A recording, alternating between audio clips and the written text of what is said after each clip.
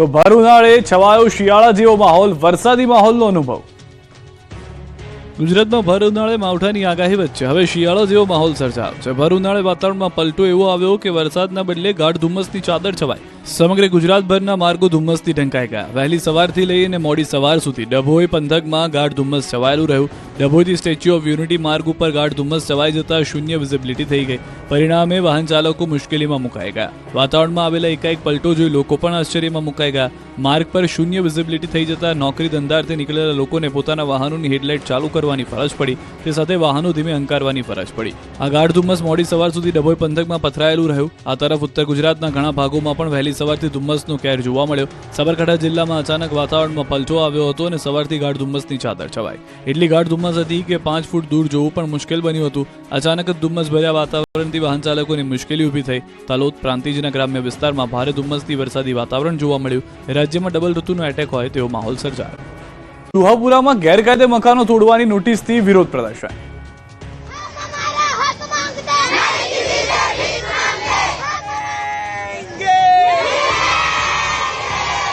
વિરોધ, હલ્લાબોલ, સૂત્રોચ્ચાર, નારેબાજીના દ્રશ્યો છે અમદાવાદના। મ્યુનિસિપલ કોર્પોરેશન દ્વારા શહેરના વિવિધ વિસ્તારમાં ટીપી રોડ ખોલવા માટે નડતરરૂપ એવા બાંધકામોને દૂર કરી રહી છે।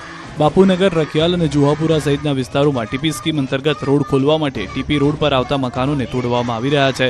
ત્યારે કોંગ્રેસના ધારાસભ્ય જિગ્નેશ મેવાણી સહિત કોંગ્રેસના આગેવાનોએ બાંધકામ તોડવામાં આવેલા રહીશો સાથે મ્યુનિસિપલ કોર્પોરેશનની મુખ્ય ઓફિસ દાણાપીઠ ખાતે ડેપ્યુટી મ્યુનિસિપલ કમિશનરને ઉગ્ર રજૂઆત કરી હતી। જે રહીશોના બાંધકામ તોડવામાં આવી રહ્યા છે તેઓને વૈકલ્પિક વ્યવસ્થા આપવામાં આવે તેવી માંગ પણ કરવામાં આવી। લોકોએ બેનર, પોસ્ટર સાથે એકત્ર થઈને નારેબાજી કરી।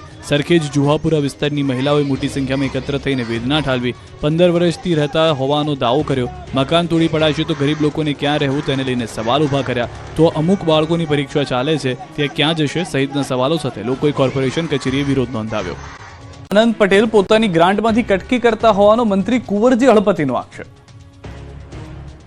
દિગ્ગજ આદિવાસી નેતાઓ વચ્ચે તીખા અને ગંભીર આરોપોનું યુદ્ધ શરૂ થયું છે। રાજ્યકક્ષાના આદિજાતિ વિકાસ મંત્રી કુંવરજી હળપતિએ ડેડિયાપાડાના ધારાસભ્ય ચૈતર વસાવા અને વાંસદાના ધારાસભ્ય આનંદ પટેલ પર ભ્રષ્ટાચારના આરોપ લગાવતા ખળભળાટ મચી ગયો। ગ્રાન્ટમાં 2 થી લઈને 10% કટકીના આરોપ લગાવ્યા। રાજ્યમંત્રી કુંવરજી હળપતિ તાપીના સોનગઢના રોડના ખાતમુહૂર્ત કાર્યક્રમમાં પહોંચ્યા હતા। જ્યાં સંબોધન કરતી વખતે મંચ પરથી તેમણે ચૈતર વસાવા અને આનંદ પટેલ પર ગંભીર આરોપ લગાવ્યા બાદ આ મામલે ગરમાવો આવ્યો। બંને ધારાસભ્ય આદિવાસી સમાજને ગેરમાર્ગે દોરતા હોવાનો આક્ષેપ કર્યો। આ તરફ ચૈતર વસાવાએ પલટવાર કરતા આરોપ સાબિત નહીં કરી શકે તો માનહાનિનો કેસ કરવાની ચીમકી આપી છે। સાથે જ આરોપ લગાવ્યો કે કૌભાંડો કુંવરજી હળપતિએ કર્યા છે। કૌભાંડનો આંકડો 2000 થી 2,500 કરોડ હોવાની વસાવાએ આશંકા વ્યક્ત કરી। પેલો અનંત ત્યાંથી આવ્યો, વાંસદાની તારા વાંસદાની ધરતી એના પગ નીચેથી ખસી રહી છે એટલા માટે ઉકાઈમાં આવે। ચેતર વસાવા, પેલો વસાવા છે ચેતર વસાવા, ચીતર છે ચીતર, 1 નંબરનો તાલુકા પંચાયતમાં એ પોતે પોતાની ગ્રાન્ટમાં 2% લેવા માટેના પ્રયાસ કરે। એ જ પ્રકારે આનંદ પટેલ એ વાંસદામાં 2% ની 10%ની માંગણી કરે ને આંદોલન કરવું પડે। હાલના તબક્કે સીએમ સાહેબની સૂચનાથી વાલોડ, સોનગઢ અને માંડવીમાં તપાસની ધમધમાટ ચાલે છે। આદિ આદર્શ ગ્રામ અને ગુજરાત પેટર્નની જ તપાસ કરાવવામાં આવે તો આ 14 ટ્રાઇબલ સપ્લાનમાંથી 2,250 કરોડનું કૌભાંડ કુંવરજીભાઈનું બહાર આવે એવું છે, જેનાથી એ પોતે ગભરાયેલા છે, અકળાયેલા છે, એટલા માટે આવી નિવેદનબાજી કરે છે। ખેડામાં ભૂમાફિયાઓએ નદીનું વહેણ રોકી ગેરકાયદે બ્રિજ બનાવી દીધો। જોઈ લો આ દ્રશ્યો। ખેડામાં ભૂમાફિયાઓએ રેતીની ચોરી કરવા માટે વાત્રક નદી પર ગેરકાયદેસર બ્રિજ બનાવી દીધો અને તંત્રને જાણ પણ ન થઈ। જ્યારે ભૂમાફિયાઓ વર્ષો સુધી ખનન કરી નદીની પથારી ફેરવી લીધી, પછી સુતેલું તંત્ર સફાળું જાગ્યું અને ઘોડા છૂટી ગયા બાદ તબેલાને તાળા મારવા જેવો ઘાટ ઘડાયો। ખેડા તાલુકાના રડુ ગામ નજીકથી પસાર થતી નદી પર ભૂમાફિયાઓએ બનાવેલો બ્રિજ તોડી પાડ્યો। વાત્રક નદી પર ભૂમાફિયાઓ દ્વારા ગેરકાયદેસર 300 ફૂટ લાંબો પુલ બાંધવામાં આવ્યો હતો। નદીમાં અવર જવર માટે 15 પાઇપની મદદથી પુલ બનાવાયો હતો, જેના પરથી ખાણ માફિયાઓના વાહનો નિયમિતપણે પસાર થતા હતા। પુલના કારણે નદીનો પ્રવાહ અવરોધાઈ ગયો હતો। તેની ફરિયાદો સામે વહીવટીતંત્રએ આંખ આડા કાન કર્યા હતા। જોકે કલેક્ટર તરફથી તપાસના આદેશ આપ્યા હતા। મામલતદારને સ્થળની મુલાકાત લેવાનો નિર્દેશ આપ્યો હતો। ખેડા મામલતદાર અને ખાણ અને ખનીજ વિભાગની ટીમે સ્થળની મુલાકાત લીધી અને તેનું નિરીક્ષણ કર્યું અને નદી પર ગેરકાયદેસર પુલ શોધી કાઢ્યો હતો. રિપોર્ટ મેળવ્યા બાદ કલેક્ટરે તાત્કાલિક ગેરકાયદેસર પુલ તોડી પાડવાનો આદેશ આપ્યો હતો. રાત્રે પોલીસના સહયોગથી ગેરકાયદેસર પુલ તોડી પાડવામાં આવ્યો હતો. પુલ રાતોરાત તોડી પાડવામાં આવ્યો હતો. તંત્રની કામગીરીથી ખાણ અને ખનીજ વિભાગની દેખરેખ હેઠળ જિલ્લામાં નદીઓમાંથી અનિયંત્રિત રેતી ખનન કરતા માફિયાઓમાં ફફડાટ ફેલાયો. પરંતુ સવાલ એ છે કે આ પુલ કોણે બનાવ્યો? ખાણ અને ખનીજ વિભાગની ટીમ નિયમિત નિરીક્ષણ કરી રહી હોત તો પુલ પર વહીવટીતંત્રનું ધ્યાન કેમ ન ગયું, અથવા તે અંગે જાણ હોવા છતાં વહીવટીતંત્રએ આંખ આડા કાન કર્યા કે કેમ, તે સૌથી મોટો પ્રશ્ન છે. આરોપીઓનું રિકન્સ્ટ્રક્શન કરાયું. ડીસામાં ગેરકાયદેસર ફટાકડા ફેક્ટરીમાં થયેલા બ્લાસ્ટ કેસમાં પોલીસે આરોપીઓના રિમાન્ડ મેળવી લીધા છે. કોર્ટે બંનેને 8 દિવસના રિમાન્ડ પર સોંપ્યા છે. ફેક્ટરી માલિક દીપક ખુબચંદ મોહનાની અને તેમના પિતા ખુબચંદ રણુમલ મોહનાનીને શુક્રવારે ઘટના સ્થળે તપાસ માટે લઈ જવાયા હતા. ઘટના સ્થળે આરોપીઓનું રિકન્સ્ટ્રક્શન કરાયું. ડીસા તાલુકા પીઆઈ વીજી પ્રજાપતિ અને બનાસકાંઠા એલસીબી પીઆઈ એવી દેસાઈની આગેવાનીમાં વિશાળ પોલીસ કાફલા સાથે બંને આરોપીઓને ઘટના સ્થળે લઈ જવાયા હતા. પોલીસે બ્લાસ્ટ થયેલી જગ્યા અને તેમની ઓફિસની વિગતવાર પૂછપરછ કરી હતી. સરકારે આ કેસની તપાસ માટે સ્પેશિયલ ઇન્વેસ્ટિગેશન ટીમની રચના કરી છે. આ ટીમે તપાસ શરૂ કરી દીધી છે. તપાસના ભાગરૂપે આરોપીઓને વધુ પૂછપરછ માટે મધ્યપ્રદેશના ઇન્દોર ખાતે પણ લઈ જવામાં આવશે. દીપક સિંધી અને ખુબચંદ સિંધી નામના પિતા પુત્રની માલિકીના ગેરકાયદે ગોડાઉનમાં વિસ્ફોટ થતા 21 લોકોના મોત થયા હતા. નાની વાવડી ગામની શાળાએ લોકોએ માર્યા તાળા. અમારી માંગ પૂરી કરો. કાયમી આચાર્યની ભરતી કરો. શાળાના ઓરડા ખાલીકામ અને લોકોનું હલ્લાબોલનું કારણ છે શિક્ષકની અછત. બોટાદ રાણપુર તાલુકાના નાની વાવડી ગામના વાલીઓએ માધ્યમિક શાળામાં શિક્ષણનો બહિષ્કાર કર્યો. શાળામાં આશરે છેલ્લા 1.5 વર્ષથી કાયમી આચાર્ય નથી. કાયમી આચાર્ય ગાંધીનગર ડેપ્યુટેશન પર કામ કરે છે. એક શિક્ષક ઇન્ચાર્જ આચાર્ય તરીકે કામમાં રોકાયા છે. કાયમી આચાર્ય અને કાયમી અંગ્રેજીના શિક્ષક ન હોવાથી બાળકનું ભણતર બગડી રહ્યું છે. બાળકોના શિક્ષણ પર અસર પડે છે. પૂરતા પ્રમાણમાં શિક્ષક અને શિક્ષણ ન મળવાને કારણે વિદ્યાર્થીઓની સંખ્યામાં સતત ઘટાડો થઈ રહ્યો છે. ત્યારે વાલીઓએ શિક્ષક મૂકવાની માંગ સાથે વિરોધ કર્યો. વાલીઓની એક જ માંગ છે કે જ્યાં સુધી આચાર્ય અને કાયમી શિક્ષકની ભરતી કરવામાં ન આવે ત્યાં સુધી શાળામાં બાળકોને ભણવા નહીં મોકલે.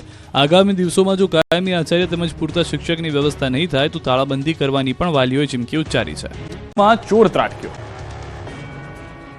નેત્રંગના જંખવાવ રોડ પર આવેલ સ્વામિનારાયણ મંદિરમાંથી 10,000ની મોબાઈલની તસ્કરી કરતો તસ્કર સીસીટીવીમાં કેદ થઈ ગયો. જોકે દાનપેટી સુરક્ષિત હાલતમાં હોવાથી મોટી ચોરીનો બનાવ નિષ્ફળ ગયો છે. સીસીટીવીમાં જોઈ શકાય છે કે મંદિર પરિસરમાં ચોરી કરવા માટે પ્રવેશ કરે છે. જ્યાં દાનપેટી મૂકવામાં આવી છે ત્યાં જઈને દાનપેટી પર ચોરીનો નિષ્ફળ પ્રયાસ કરે છે. જોકે અહીં ચોરી નિષ્ફળ રહેતા મંદિરમાં ભજન કીર્તન ચાલુ હતા ત્યાં જઈને મોબાઈલની ચોરી કરે છે. મોબાઈલ ફોનની કિંમત આશરે 10,000 આસપાસ છે. મંદિર વહીવટીકર્તાઓએ પોલીસ સ્ટેશનમાં ચોરીની ફરિયાદ કરી છે. લાઈન તૂટતા 80 ફૂટ ઊંચા ફુવારા ઉડ્યા.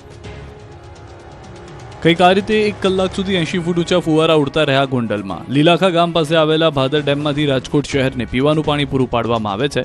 આ મુખ્ય પાઇપલાઇન તૂટવાથી 1000 લીટર પાણીનો વ્યય થયો હતો. ગોંડલ શહેર નજીક ગોલ્ડન સિટી વિસ્તારમાં ભાદર ડેમની મુખ્ય પાણીની પાઇપલાઇન તૂટી જતા અસામાન્ય દ્રશ્યો સર્જાયા. પાઇપલાઇનમાંથી 80 ફૂટ ઊંચો પાણીનો ફુવારો ફૂટ્યો. આ ફુવારો લગભગ 1 કલાક સુધી ચાલુ રહ્યો. રોડ પર પાણીની રેલમછેલ થઈ. લાખો લીટર પાણીનો વ્યય થયો. રોડ પર નદી વહેતી થઈ. સૌથી ચિંતાજનક બાબત એ છે કે આ સ્થળે પાઇપલાઇન વારંવાર તૂટવાની ઘટનાઓ બને છે. આના કારણે મોટા પ્રમાણમાં પાણીનો બગાડ થાય છે. છતાં પણ સંબંધિત તંત્ર દ્વારા આ સમસ્યાના કાયમી સમાધાન માટે કોઈ નક્કર પગલાં લેવામાં આવ્યા નથી. ઉનાળાની કપરી ગરમીમાં પાણીનો આવો વ્યય ચિંતાજનક બાબત છે. રાજકોટ મહાનગરપાલિકાના પદાધિકારીઓ મંજૂરી વગર વાહનો પર ગેરકાયદે સાયરન લગાવી ફરતા હોવાનો ખુલાસો. રાજકોટ મહાનગરપાલિકાના પદાધિકારીઓના વાહનો પર ગેરકાયદેસર સાયરન લગાવવાનો વિવાદ વકર્યો છે. આરટીઆઈ એક્ટિવિસ્ટે માંગેલા જવાબમાં ખુલાસો થયો. મનપાના પદાધિકારીઓએ સાયરન લગાવવા બાબતે મંજૂરી માંગી ન હોવાનું સામે આવ્યું. જે બાદ રાજકારણ ગરમાયું. આ મામલે કોંગ્રેસ નેતા વશરામ સાગઠિયાએ સત્તાધારીઓને આડે હાથ લીધા. કહ્યું કે ભાજપના મિત્રો મોભો કરવા પોતાની સરકારી કાર ઉપર સાયરન લગાવે છે. તો બીજી તરફ આ મામલે રાજકોટના મેયર નયનાબેન પેઢડિયાએ કહ્યું કે મારા પૂર્વેના પદાધિકારીઓની કારમાં પણ સાયરન હતું. આગળ જે પ્રમાણે સૂચના મળશે તે મુજબ કામગીરી કરવામાં આવશે. તેમજ નિયમમાં કઈ ફેરફાર હશે તો આગામી દિવસોમાં સરકારી કારમાં લગાવવામાં આવેલ સાયરન દૂર કરવામાં આવશે. મહત્વનું છે કે વર્ષોથી રાજકોટ મહાનગરપાલિકાના પદાધિકારીઓ જેવા કે મેયર, ડેપ્યુટી મેયર, કમિટીના ચેરમેન, દંડક અને શાસક પક્ષના નેતા સહિતના પદાધિકારીઓની સરકારી કાર ઉપર સાયરન લગાવવામાં આવેલા છે. દાદા પંથકમાં તરબૂચ બાદ પપૈયાની ખેતી પર ઊભો થયો ખતરો. ગ્લોબલ વોર્મિંગ અને ક્લાઇમેટ ચેન્જના કારણે ખેતીવાડીના વ્યવસાય પર માઠી અસર પડી છે. મિશ્ર વાતાવરણ પાક માટે વેરી બન્યું છે. ત્યારે દાંતા તાલુકામાં પપૈયાની ખેતી પર વાતાવરણની અસર જોવા મળી રહી છે. ખેડૂતો મોંઘા ભાવના પપૈયાના ડોકા લાવીને વાવેતર કર્યું. ફળ લાગે ત્યાં સુધી તેની માવજત કરીને ઉછેર્યા અને હવે વાતાવરણ ખરાબ થતાં હાલમાં પપૈયાના પાંદડામાં ખાખરનો રોગ જોવા મળી રહ્યો છે. પપૈયાના પત્તા કોવાઈ ગયા છે અને ફળો પણ પાક્યા વગર પીળા પડી રહ્યા છે. લાગેલા પપૈયા પણ હવે ગળીને નીચે પડે તેવી સ્થિતિ જોવા મળી રહી છે. આવી પરિસ્થિતિમાં જો માવઠું થાય તો ભરચક પપૈયા લાગેલા છોડ નીચે જમીન પર આડા પડી જાય અને મોંમાં આવેલો કોળિયો છીનવાઈ જાય તેવી ભીતિ ખેડૂતોમાં સેવાઈ રહી છે. કડીમાં ઘઉંની હરાજી બંધ થતા ખેડૂતોમાં રોષ. ઘઉંની સિઝન શરૂ થઈ ગઈ છે. યાર્ડમાં ઘઉંના ઢગલા થઈ રહ્યા છે. સારા ભાવ મળતા ખેડૂતો ખુશ છે. ત્યારે જ કડી માર્કેટ યાર્ડમાં ઘઉંની હરાજી બંધ કરી દેવામાં આવતા ખેડૂતોમાં રોષ ફાટી નીકળ્યો છે. કડીના છત્રાલ રોડ પર સરદાર કોટન માર્કેટમાં ખેડૂતો હોંશે હોંશે પોતાનો મહામૂલો પાક લઈને પહોંચ્યા હતા. ત્યારે વેપારીઓ દ્વારા ઘઉંની હરાજી બંધ કરતા ખેડૂતોએ હોબાળો મચાવ્યો. કડી માર્કેટ યાર્ડના વજન કાંટામાં તફાવત આવતા વેપારીઓ દ્વારા ઘઉંની હરાજી બંધ કરી દેવામાં આવી, જેથી ખેડૂતો એકત્ર થઈને હલ્લાબોલ કર્યો. પોલીસ કાફલાને કોટન માર્કેટ ખાતે દોડી આવવું પડ્યું હતું. કડી કોટન માર્કેટ યાર્ડના ચેરમેન, ડિરેક્ટર સહિત પહોંચી ગયા હતા અને મામલો થાળે પાડ્યો. મામલો થાળે પાડી હરાજી શરૂ કરી ઘઉંના માલનો નિકાલ કરાયો. હરાજીમાં માલનો પોષણક્ષમ ભાવ ન મળતા કેટલાક ખેડૂતો માલ પરત લઈ ગયા હતા. નર્મદા પંથકની શુગર મિલો ખેડૂતો પાસેથી શેરડી 3,455 રૂપિયામાં ખરીદશે. નર્મદાના ધારીખેડા શુગર ફેક્ટરીએ તેના સભાસદોને શેરડીના 3,455 રૂપિયાનો ભાવ આપ્યો છે. નવી પિલાણમાં સિઝનમાં શુગર ફેક્ટરી ખેડૂતો પાસેથી પ્રતિ ટન 3,455 રૂપિયાના ભાવથી શેરડીની ખરીદી કરશે. રાજ્યમાં બારડોલી અને કામરેજ બાદ ધારીખેડાના ભાવ સૌથી વધારે છે. નર્મદા શુગર ફેક્ટરી દ્વારા તાજેતરમાં નવા પિલાણની સિઝન માટે શેરડીના ભાવ પાડવામાં આવ્યા છે. આ ભાવ રાજ્યમાં આવેલી શુગર ફેક્ટરીઓમાં ત્રીજા ક્રમે આવે છે. બારડોલી શુગરે 3,502 રૂપિયા ભાવ પાડ્યા છે, જ્યારે કામરેજ શુગરે 3,481 રૂપિયા ભાવ અને નર્મદા શુગરે 3,455 રૂપિયા ભાવ નક્કી કર્યા છે. નર્મદા શુગરના સંચાલકો દ્વારા સારા ભાવ આપવામાં આવતા ખેડૂતોમાં ખુશીની લહેર ફેલાઈ છે અને કેટલાક ખેડૂતો તો ભાવ જાહેર થતા જ શુગર ફેક્ટરી ખાતે ફુલહાર લઈને ચેરમેન ઘનશ્યામ પટેલ અને એમડી નરેન્દ્ર પટેલ તેમની ટીમને બોર્ડ ઓફ ડિરેક્ટરની શુભેચ્છાઓ આપી હતી. ગુજરાત રાજ્યની શુગર ફેક્ટરીઓની વાત કરીએ તો હજુ ગણદેવી, પંડવાઈ, મરોલી, વડોદરા, વલસાડ, કાંઠા, કપોર શુગર ફેક્ટરીઓના ભાવમાં જાહેર કરવામાં આવ્યા નથી.